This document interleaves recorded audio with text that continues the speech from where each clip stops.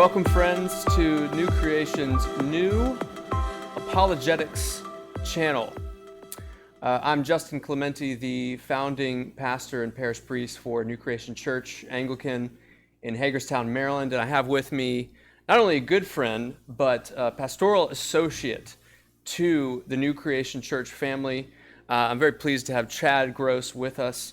He's not only a good friend and a pastoral associate and a staff member, he's also an apologist extraordinaire. Stop it. So Chad has this wonderful idea of developing a beginning apologetics series. We're calling it Responding To, right? Right.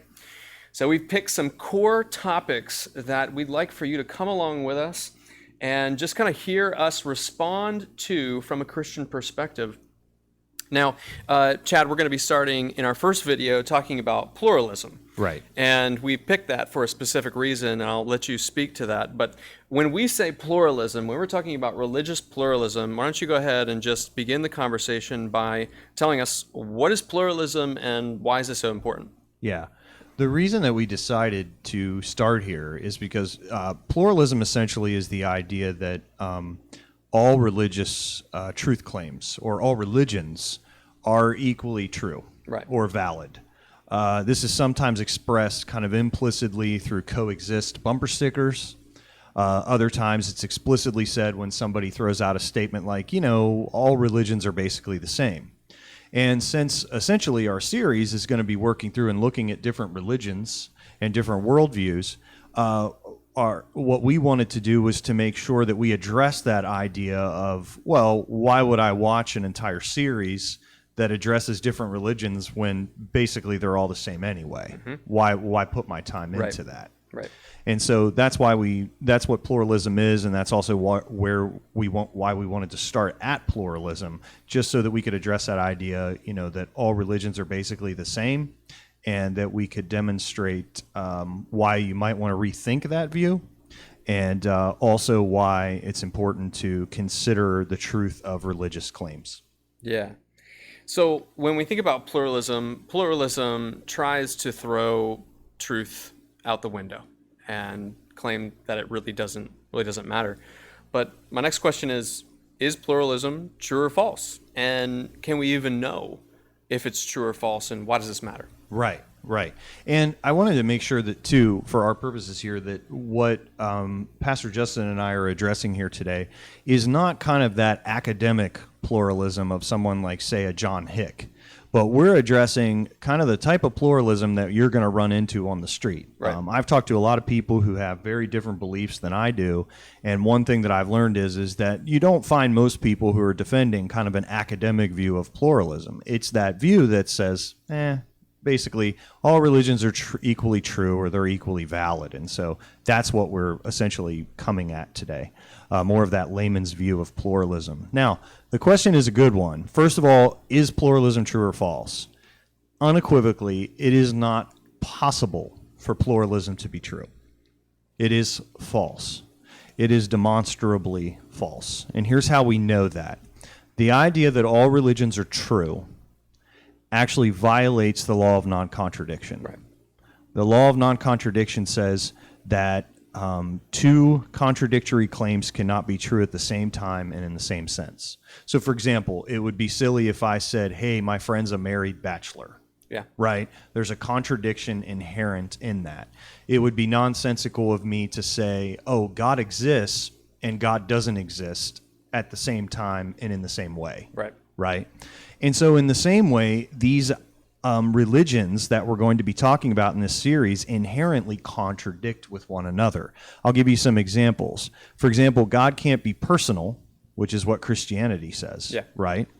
And impersonal, which is what Hinduism says. Yep. These are contradictory claims. Christianity claims that Jesus died on the cross. Islam says that Jesus didn't die on the cross.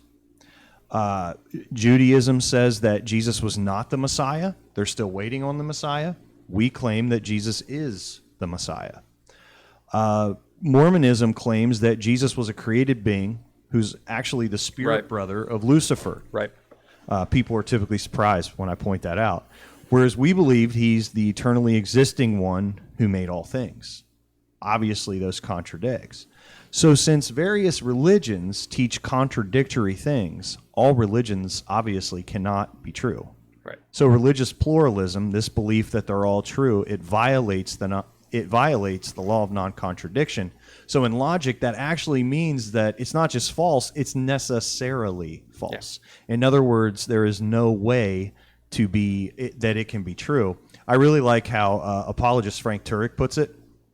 He says something like this, and I'm paraphrasing here. He says, oh yeah, he says, all religions are true. I mean, except they disagree on things like, I don't know, the nature of God, the nature of man, sin, salvation, heaven, hell, and creation. Yeah. But other than that, they're pretty much the same. Other than that, totally on board. Yeah. Exactly. So to sum up, why is pluralism false? Because it inherently contradicts. It's actually necessarily false. Mm. And I see pluralism and the way that it's worked into our culture as really acidic for these kind of conversations. Some people don't even want to have these conversations, the conversations that we're going to have, because of how far pluralism has made inroads into our culture. And I think it's stopped us from evaluating the claims of religions. Right? Yeah, I'll tell you, absolutely. In college, I guess functionally, if I had to technically give myself a title, I would have said I'm agnostic. Right. I was agnostic. I might pray to God if He existed before a test or something like that. Sure. But when it was convenient. And helpful. Yeah. But if you really pinned me down, I think I would have said maybe. I don't know.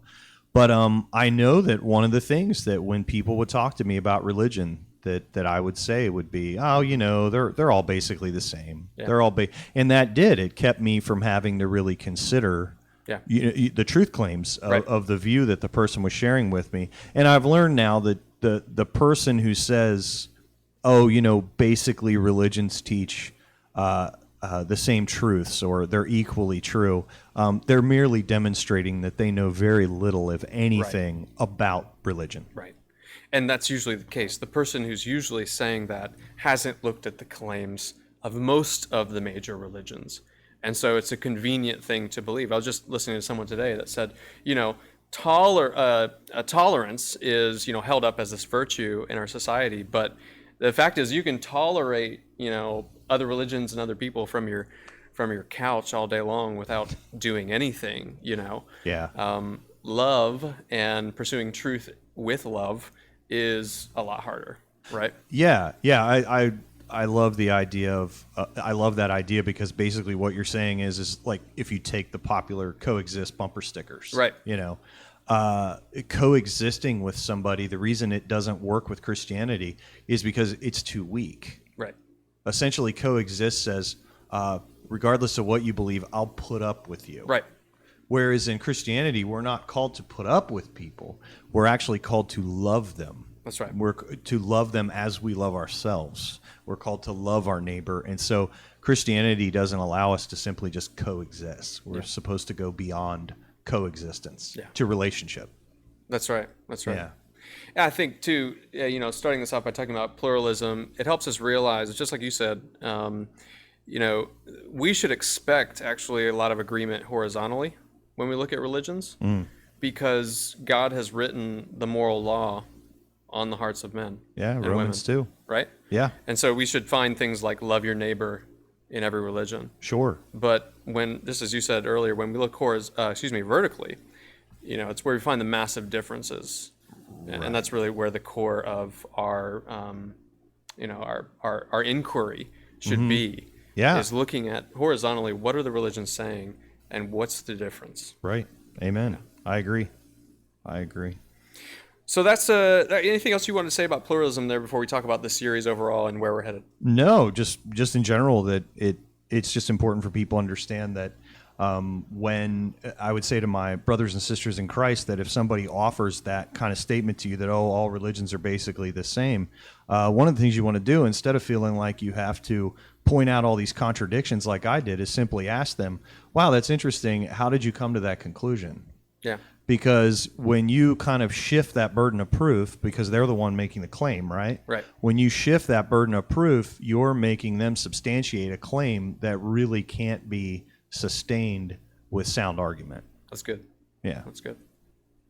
All right, so Chad, tell us what's next. Give us a little bit of a brief overview of the series and where we're headed and what we're going to be talking about. Yeah. So essentially what we're going to be doing is one of the things we work hard here at New Creation to do is to equip believers to be able to make a case for Christianity.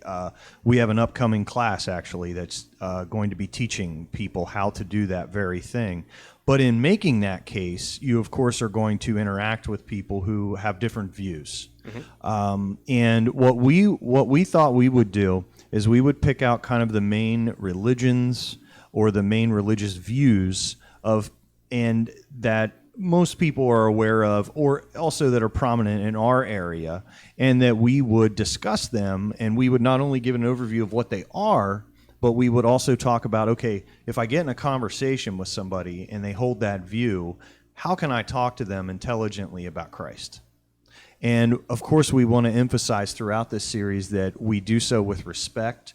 We do so in the way that you would want them to communicate what they believe with you. You would want them to do so respectfully and thoughtfully and to listen to you. And so we want to put tools in people's hands to be able to not only understand what these religions are, but also to be able to discuss how do you interact with people who hold these views. The views we're going to be looking at are Islam is the first one we're going to be talking about. After Islam, we're going to be talking about Judaism. After Judaism, we're going to be doing Hinduism and then Buddhism, because they're connected, as you'll see when we get to that series. And then finally, we're going to be talking about classically what have been categorized as cults because of how they distort who Jesus is, as the Mormons and Jehovah's Witnesses.